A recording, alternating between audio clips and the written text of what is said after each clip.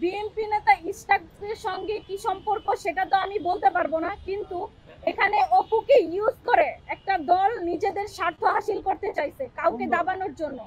অপু এই ঘটনা ফ্লাশ হওয়ার পরে নিজেই বলছিল যে আমি গ্রেফতার হই নাই এবং আমাকে একটু সময় দেন, আমি মানসিক চাপের মধ্যে আছি, আমি আপনাদের কাছে বিস্তারিত সব বলবো।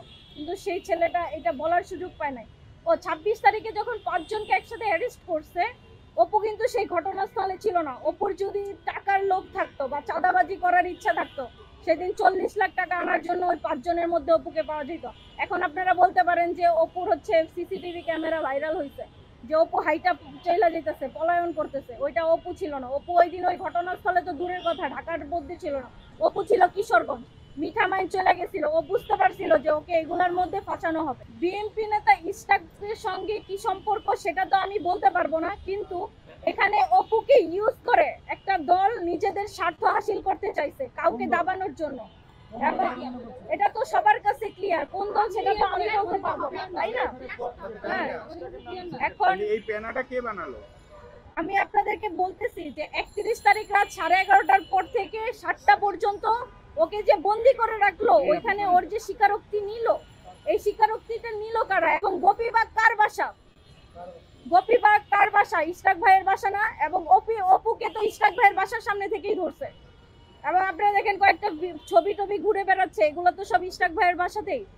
এইখানে তো বলার সন্দেহর কিছু নাই যে ওই অপুকে নিয়ে ইশরাক ভাই জোরপূর্বক এগুলো করাইছে।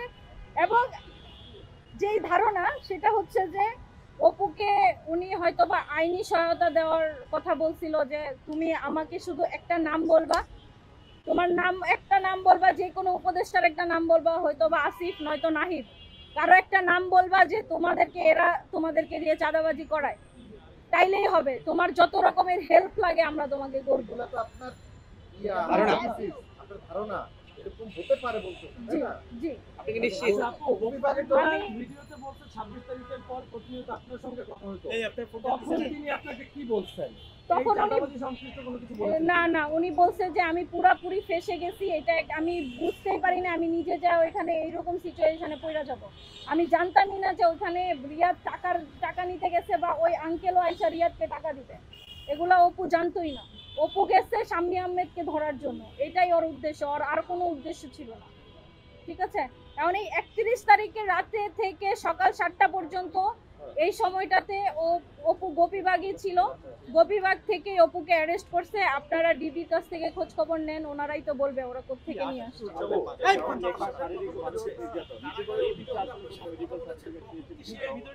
না, গুড পয়েন্ট ভাইয়া।